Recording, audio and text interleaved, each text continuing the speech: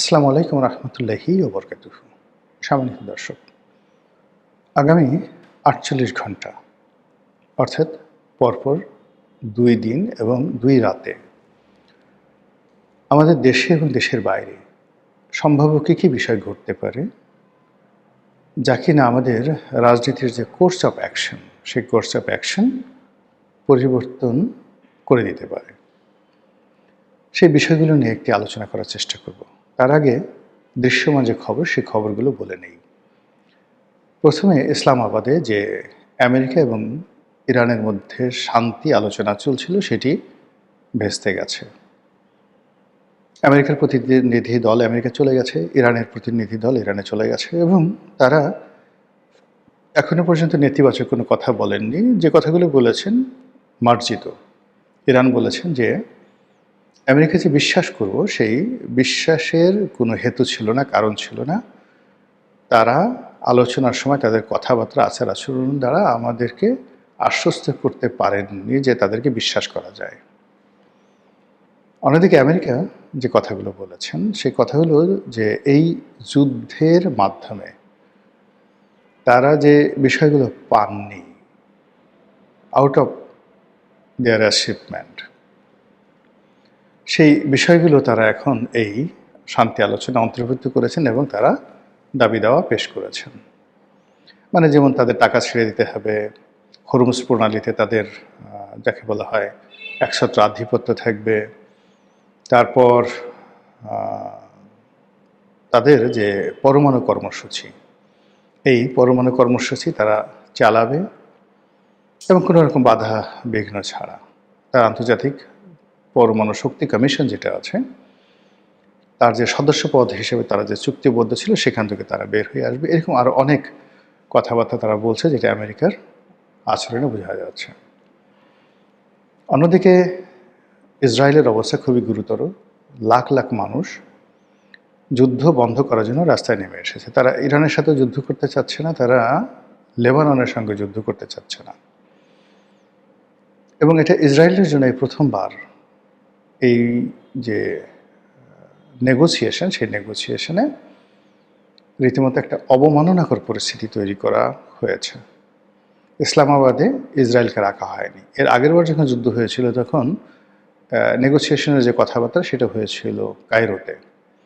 তো সেখানে সরাসরি ইসরায়েল না থাকলেও ইসরায়েলের উপস্থিতি বা অংশগ্রহণ মেনে নেওয়া হয়েছিল। এবার এটা মেনেই নেওয়া হয়নি। এটা বেঞ্জামিন নেতানিয়াহু এবং ইসরায়েলের জন্য খুবই অবমাননাকর।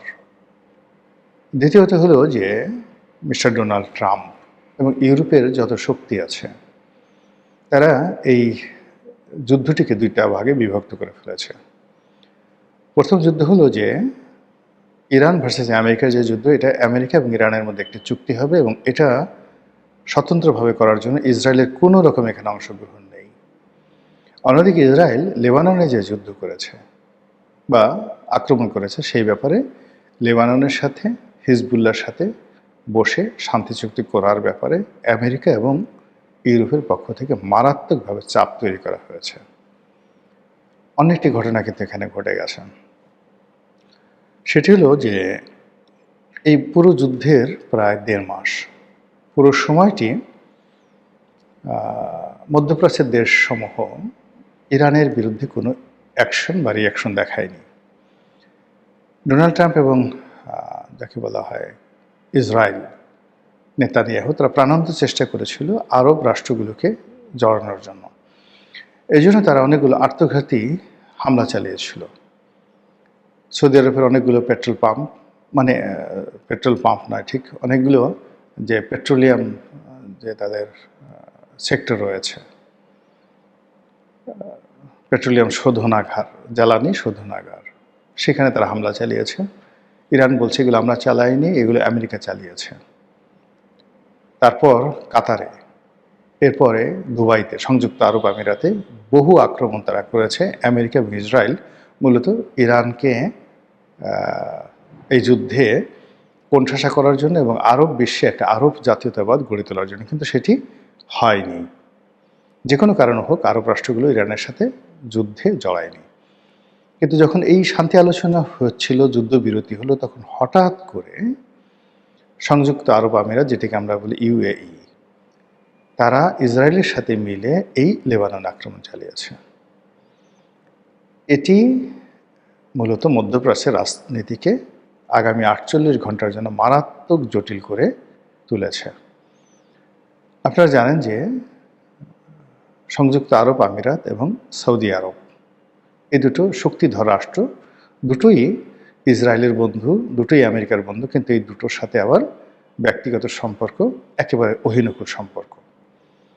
তো সেক্ষেত্রে এই যে লেবাননে সংযুক্ত আরব আমিরাতের যে আক্রমণ, এটি মধ্যপ্রাচ্যের রাজনীতির সমস্ত হিসাবকে আগামী 48 ঘন্টায় এলোমেলো করে দিয়েছে। এবার আমেরিকার ব্যাপারে আসি। আমেরিকার যে অভ্যন্তরীণ রাজনীতিতে 3 থেকে 4টি ঘটনার সামনে আসছে। যিনি এই মুহূর্তে ভাইস প্রেসিডেন্ট রয়েছেন, তাকে দায়িত্ব দিয়ে ডোনাল্ড ট্রাম্পকে দায়িত্ব থেকে চ্যুত করা বা তাকে বহিষ্কার করা, ইমপিচমেন্ট করা, এটা নিয়ে আমেরিকার যারা নীতি নির্ধারণী তারা কাজ করছেন। এবং এটা এত বেশি চলছে এবং ডোনাল্ড ট্রাম্পকে মানসিকভাবে, অর্থনৈতিকভাবে মানে তছনছ করে দেওয়ার জন্য আমেরিকার সমস্ত যে শক্তিগুলো তারা একত্র হয়েছে। এবং গত সেই 3-4 দিন ধরে ভদ্রলোক একেবারে রীতিমতো স্টপ হয়ে গেছেন। তিনি কি আমেরিকার প্রেসিডেন্ট না আমেরিকার নাগরিক, তিনি কি বেঁচে আছেন না নেই, এটা বোঝা যাচ্ছে না। এবং তার স্ত্রীর যে বডি ল্যাঙ্গুয়েজ, মেলানিয়া ট্রাম্প, সেটা দেখে বোঝা যায় যে ওই পরিবারের উপরে স্মরণকালের সবচাইতে যাকে বলা হয় ফ্রাস্ট্রেশন, যেটাকে বলা হয় সেটি, বা ডিপ্রেশন, সেটি যাচ্ছে। এবার আমাদের বাংলাদেশের ব্যাপারে আসি। বাংলাদেশে আগামী 48 ঘন্টাতে অনেকগুলো চমকপ্রদ ঘটনা যে ঘটবে তার কিছু নমুনা দেখাই। হঠাৎ করে আপনি দেখবেন যে একটি পীরের মাজারে আক্রমণ করে পীরকে মেরে ফেলা হলো।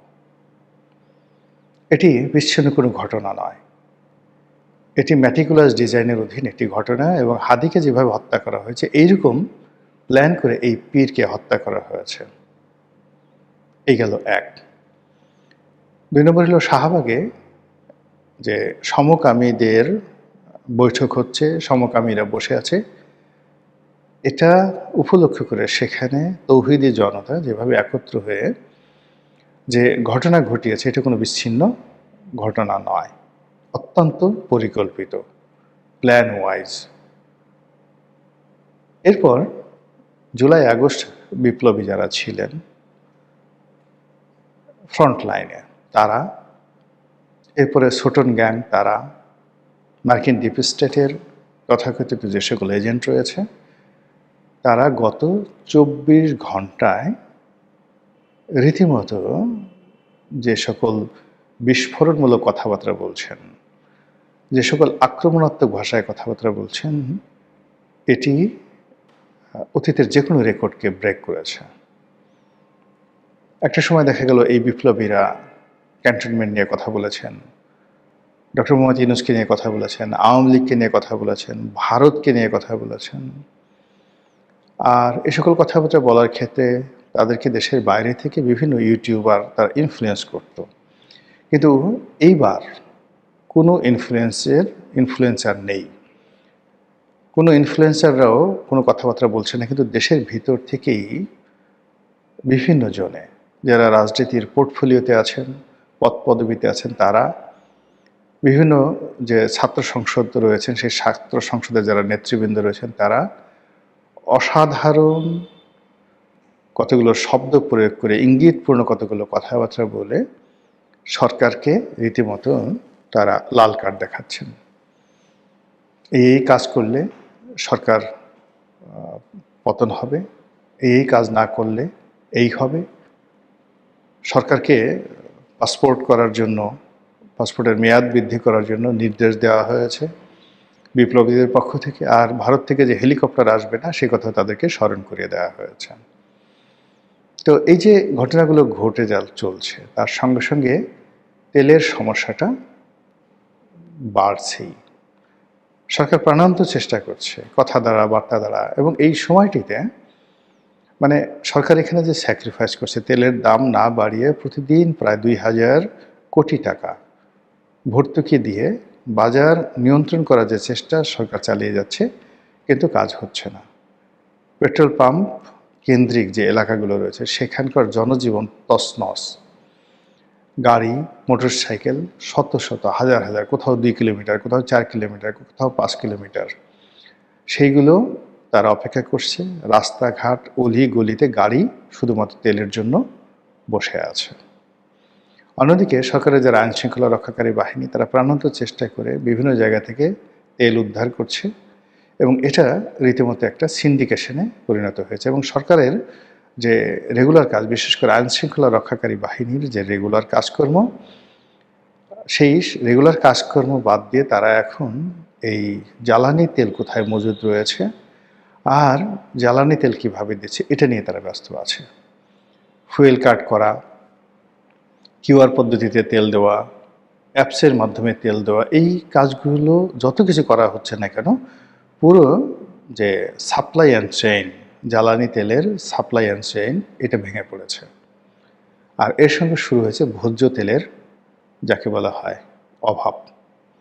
এটা অভাব বলবো না কৃত্রিম অভাব বলবো, আমি এখন পর্যন্ত বলতে পারছি না, আমার কাছে তথ্য নেই। কিন্তু বাজারে বোতলজাত সয়াবিন তেল, যেটা রান্নার তেল, এটা পাওয়া যাচ্ছে না এবং অগ্নিমূল্য। এখানেও সরকারের যে সীমিত সামর্থ্য, তারা সেই ভোজ্য তেল যারা মজুত করতে না পারে প্রাণান্ত চেষ্টা করছে, কিন্তু কাজ হচ্ছে না। বাজারে আগুন লেগে গেছে। এমন কোনো দ্রব্যমূল্য নেই যেটি গত এক সপ্তাহে মারাত্মকভাবে বৃদ্ধি পায়নি।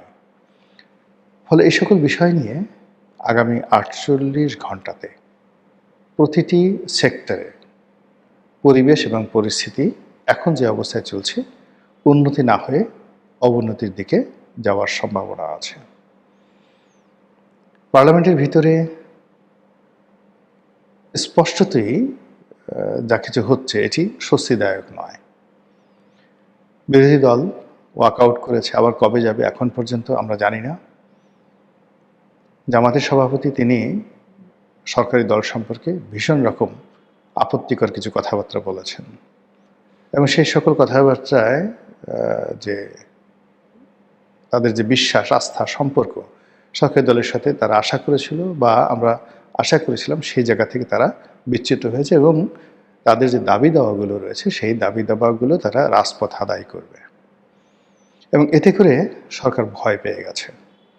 সরকার ভয় পাওয়ার পরে দেখলাম যে আগে যেখানে মূলত যে সমস্যাগুলো হয়েছে জুলাই সনদ নিয়ে, সংস্কার কমিশন নিয়ে, তো সেই বিষয়গুলো নিয়ে সালাউদ্দিন সাহেব, যাকে বলা হয়, সবসময় কথাবার্তা বলতেন। কিন্তু এখন সালাউদ্দিন সাহেবের ব্যাপারে বিরোধী দল, দেশ, দলের ভিতরে, মানে সরকারি দলের ভিতরে, এমনকি যারা ক্ষমতা নিউক্লিয়ার, সেখানেও নানা রকম নেতিবাচক কথাবার্তা হচ্ছে।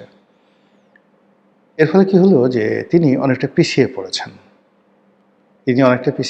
এবং যে বিষয়গুলো নিয়ে তিনি আগে উপযাচক হয়ে কথা বলতেন, সেই বিষয়গুলো নিয়ে আইনমন্ত্রী কথা বলছেন। এবং তিনি বলার চেষ্টা করছেন যে যে সকল অধ্যাদেশ জারি হওয়ার কথা ছিল, সেইগুলো, যে সকল অধ্যাদেশ জারি হয়েছিল সেগুলো হুবহু পাশ করা হয়েছে। মাত্র দুটো বিষয়, সেগুলো অধিকতর একটু পরীক্ষা নিরীক্ষা করে সেগুলো পাশ করা হবে, নতুন করে বিল এনে পাশ করা হবে। আর জুলাই সনদ এবং সংস্কার, এগুলো বিরোধী দলের কথা মতো সব কিছু হয়ে যাচ্ছে বলে এরকম একটা আশ্বাস তিনি দিয়েছেন। কিন্তু বাস্তবতা হলো যে আইনমন্ত্রী এবং স্বরাষ্ট্রমন্ত্রী দুজনই বিরোধী দলের কাছে তাদের যে আস্থা আছে, যে বিশ্বাস আছে, সেটা তারা হারিয়ে ফেলেছেন। অন্যদিকে দলের মধ্যে থেকে তাদের কাজকর্ম করার জন্য যে নৈতিক সাহায্য এবং সহযোগিতা দরকার, সেটি নেই। দলের লোকজন স্পষ্টতভাবেই তাদেরকে এখন বুড়ো আঙুল দেখাচ্ছেন। এর ফলে আগামী ৪৮ ঘন্টায় আইনমন্ত্রী, স্বরাষ্ট্রমন্ত্রী সালাউদ্দিন সাহেব, এই দুইজন সম্পর্কে আপনারা নাটকীয় অনেক কিছু হয়তো দেখতে পাবেন। মহান আল্লাহ আমাদের সবাইকে হেদায়েত দান করুন এবং হেফাজত করুন। আসসালামু আলাইকুম ওয়া রাহমাতুল্লাহি ওয়া বারাকাতুহু।